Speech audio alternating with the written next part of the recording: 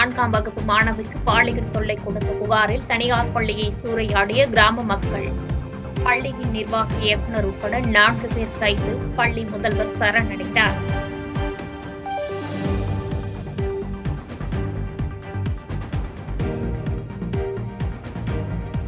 பாலியல் குற்றங்களில் ஈடுபடும் ஆசிரியர்களின் கல்விச் சான்று ரத்து செய்யப்படும்.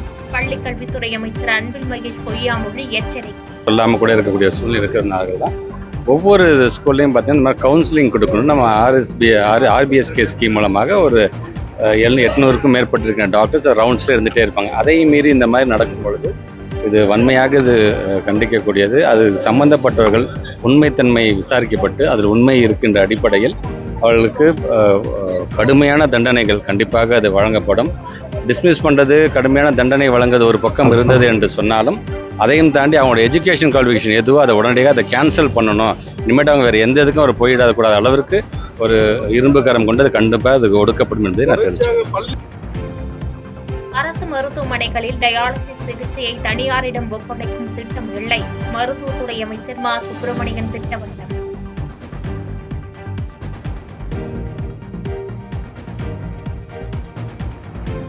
சென்னை விமான நிலையத்தில் புதுமண பெண்ணின் தாலியை பறிமுதல் செய்த சுங்கத்துறையினர். அதிகாரிகள் மீது நடவடிக்கை எடுக்க உயர்நீதிமன்றம் உத்தரவு.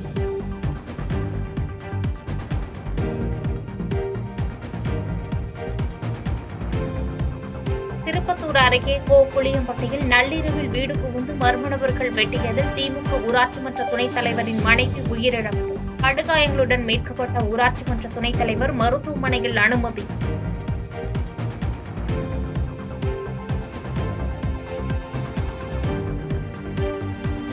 மதுரை கூடல் நகரில் ரயில் விபத்து தொடர்பாக தேசிய பேரிடர் மீட்புப் படையினர் நடத்திய ஒத்திகை பயிற்சி. தத்ரூபமான முறையில் நடைபெற்ற பயிற்சியை வியந்து பார்த்த பொதுமக்கள்.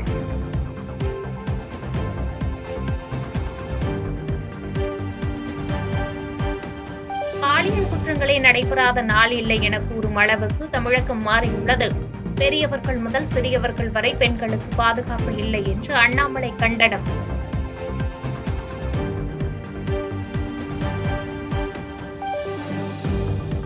துணைவேந்தர்கள் நியமனத்தில் தமிழக அரசின் முடிவு தன்னிச்சையாக உள்ளது.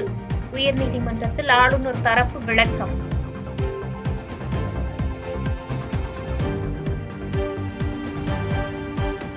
கேரள மாநிலம் பாலக்காட்டில் திருவிழாவின் போது அழைத்து வரப்பட்ட யானை மதம் பிடித்ததால் பரபரப்பு. யானை தாக்கியதில் பாகன் உயிரிழப்பு.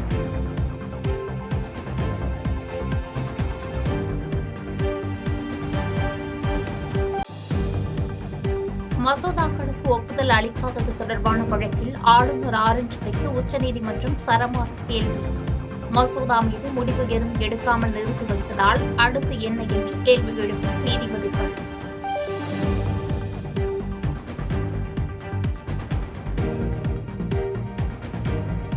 தமிழ்நாட்டின் வளர்ச்சிக்கு எதிரானவர்கள் அரசு மீது அவதூறை அள்ளி வீசுவதாக முதலமைச்சர் மு.க.ஸ்டாலின் குற்றச்சாட்டு.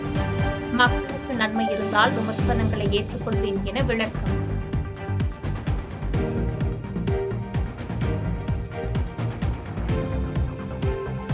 இலங்கை கடற்படையால் தமிழ்நாடு மீனவர்கள் தாக்கப்படுவதை கண்டித்து நாடாளுமன்ற வளாகத்தில் போராட்டம்.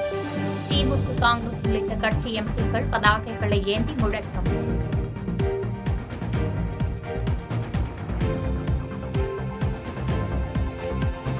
வரும் 2026 சட்டமன்ற தேர்தலில் என்ஆர் காங்கிரஸ் தமிழகத்தில் போட்டியிடும். புதுச்சேரியில் கூட்டணி அரசு அமைப்போம் என கட்சியின் ஆண்டு விழாவில் முதலமைச்சரும் கட்சியின் தலைவருமான ரங்கசாமி அறிவிப்பு.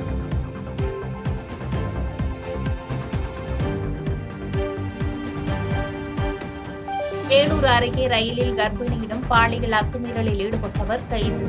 ரயிலில் பயணிக்கும் பெண்களை குறிவைத்து தொடர் குற்ற செயல்களில் ஈடுபட்டு வந்தவர் என காவல்துறை தகவல்.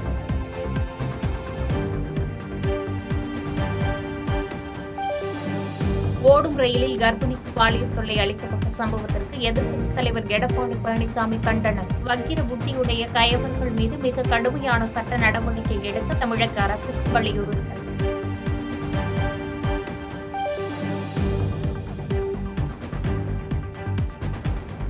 உத்தரப்பிரதேசத்தில் நடைபெற்று வரும் கும்பமேளாவில் மீண்டும் தீ விபத்து. தங்குவதற்கான கூடாரம் அமைக்கப்பட்ட இடத்தில் ஏற்பட்ட தீ விபத்தில் சிலர் காயமடைந்ததாக தகவல்.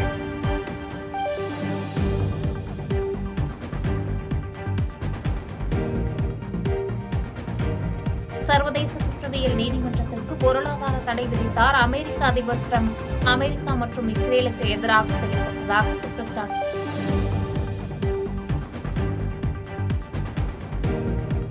பாதகம் செய்பவரை கண்டால் நாம் பயம் கொள்ளலாகாது பாப்பா. மோதி மிதித்துவிடு பாப்பா, அவர் முகத்தில் உமிழ்ந்துவிடு பாப்பா. அண்மை செய்திகளை உடனுக்குடன் தெரிந்து கொள்ள இணைந்திருங்கள் எம் நாடு தொலைக்காட்சியுடன்.